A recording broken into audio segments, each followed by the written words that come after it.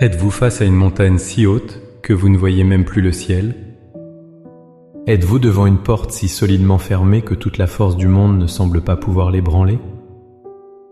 Peut-être est-ce un rapport médical qui sonne comme une sentence finale, une situation financière qui ressemble à une fosse sans fond, ou une relation si brisée qu'elle semble irréparable. Le monde, la logique, et parfois même nos propres cœurs, nous murmurent un mot terrible. Impossible. Cette parole glace le sang, éteint l'espoir et paralyse l'âme. On vous dit d'être réaliste, d'accepter les faits, d'abandonner. Comment croire quand la réalité crie le contraire? Comment espérer quand toutes les preuves suggèrent la défaite? La réponse, mon ami, ne se trouve pas dans la négation de votre réalité, mais dans la proclamation d'une réalité supérieure, celle du royaume de Dieu, où les règles de notre monde ne s'appliquent pas. Il existe une prière, une posture de foi, qui ne demande pas seulement, mais qui déclare la puissance de celui pour qui rien n'est limité. Au cours des prochaines minutes, nous n'allons pas simplement prier. Nous allons nous tenir sur la parole de Dieu et commander à l'impossible de se plier à la volonté de notre Père. Transformons ensemble ce mur en une porte et cette fin en un nouveau commencement. Avant même que nos lèvres ne formulent une prière, il est essentiel de recalibrer notre foi. L'impossible n'est pas un obstacle pour Dieu, c'est sa toile de prédilection, le terrain où sa gloire se manifeste avec le plus d'éclat. Notre perception de l'impossible est basée sur nos limites humaines, nos ressources, notre expérience. Mais la foi nous invite à voir les situations non pas à travers nos yeux, mais à travers les siens. Lorsque l'ange Gabriel a annoncé une naissance miraculeuse à Marie, une situation biologiquement impossible, il a conclu par cette vérité éternelle qui doit devenir le fondement de notre prière aujourd'hui. Car rien n'est impossible à Dieu. Luc 1, 37. Notez bien, il n'a pas dit « peu de choses sont difficiles », mais que rien n'est impossible. Cela inclut votre situation, aussi sombre et désespérée qu'elle puisse paraître. L'apôtre Paul va encore plus loin dans sa lettre aux Éphésiens. Il ne parle pas seulement de la capacité de Dieu à faire l'impossible, mais à dépasser nos rêves les plus fous. Il prie à celui qui peut faire, par la puissance qui agit en nous, infiniment au-delà de tout ce que nous demandons ou pensons. Éphésiens 3, 20. Réfléchissez à cela. La plus grande chose que vous osez demander, le miracle le plus audacieux que votre esprit puisse concevoir, n'est que le point de départ pour Dieu. Sa puissance ne se contente pas de résoudre le problème, elle le transcende pour accomplir quelque chose d'encore plus grand. C'est donc avec cette assurance, non pas basée sur nos sentiments mais sur l'immuable parole de Dieu, que nous allons prier. Notre prière n'est pas un souhait jeté dans le vide, mais une déclaration de foi en celui qui nomme les choses qui ne sont point, comme si elles étaient. Maintenant, trouvez un endroit calme. Fermez les yeux si vous le pouvez. Laissez de côté le doute et la peur, ne serait-ce que pour un instant. Ancrez votre cœur dans sa promesse et unissons nos voiles en la foi. Que ces mots soient les vôtres.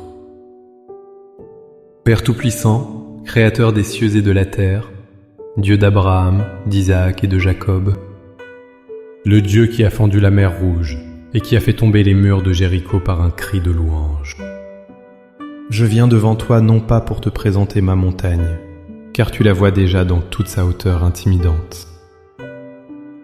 Je viens aujourd'hui pour te rappeler qui tu es, le Dieu de l'impossible, le spécialiste des cas désespérés.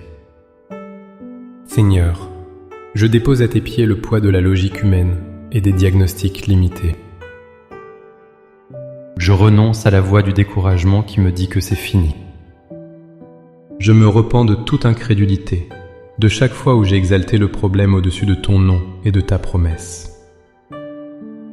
Je te remets ce rapport médical, cette dette insurmontable, cette relation brisée, cette addiction tenace. Je les place sur ton autel. Ce n'est plus mon fardeau à porter, mais ta toile pour y peindre un miracle. Je choisis de ne plus être défini par mon problème, mais par ton pouvoir. Père, au nom de Jésus, je proclame ta souveraineté absolue sur ma situation. Je déclare que ce qui est impossible aux hommes est parfaitement possible pour toi. Ta parole dit que si j'ai la foi comme un grain de sénévé, je peux dire à cette montagne de se jeter dans la mer. Alors, avec la foi que tu me donnes en cet instant, je m'adresse maintenant à cette montagne de maladie, de manque, de conflit, de désespoir dans ma vie. Ô nom puissant de Jésus-Christ, je te commande, ôte-toi de là et jette-toi dans la mer. Je déclare que tu n'as plus de pouvoir, plus d'autorité sur ma vie, car je suis sous l'autorité du Roi des Rois. Saint-Esprit, je demande ton intervention divine. Fais dans ma vie, dans mon corps, dans mes finances, dans ma famille, ce qui est infiniment au-delà de ce que j'ose demander, ou même penser. Surprends-moi par ta puissance et ta bonté. Là où les médecins disent non, je proclame le oui, de la guérison divine de Jésus. Là où les banquiers disent insolvable, je proclame la provision surnaturelle de Jéhovah Jireh.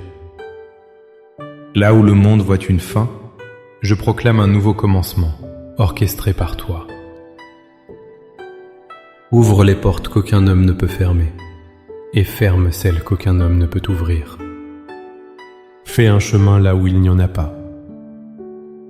Par la foi, je reçois maintenant mon miracle. Mon cœur passe de la supplication à la louange. Je te remercie, Père, non pas parce que tu vas agir, mais parce que je crois que tu as déjà agi. L'œuvre est accomplie au ciel, et je la vois se manifester sur la terre. Je te rends toute la gloire. Au nom puissant et victorieux de Jésus. Amen. Amen. Ne laissez pas le doute reprendre sa place.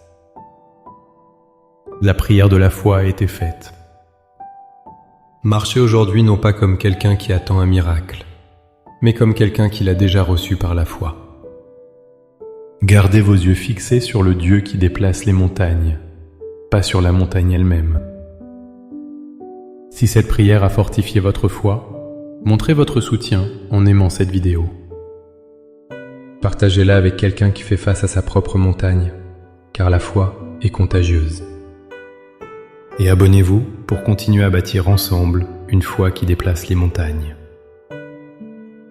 Pour sceller votre prière et encourager les autres, écrivez dans les commentaires « Mon Dieu est le Dieu de l'impossible ». Chaque déclaration est un acte de foi qui renforce la vôtre et celle de toute une communauté.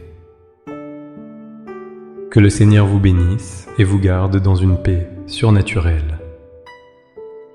À bientôt!